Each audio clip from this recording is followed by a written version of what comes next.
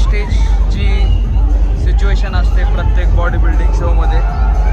इकडं बघू शकता बॅक स्टेजला सगळे बॉडी बिल्डर्स रेडी होतात, त्यांचे पार्टनर्स वगैरे त्यांना रेडी करतात. इथं स्टेज पंप, टॅनिंग, शायनिंग वगैरे असते.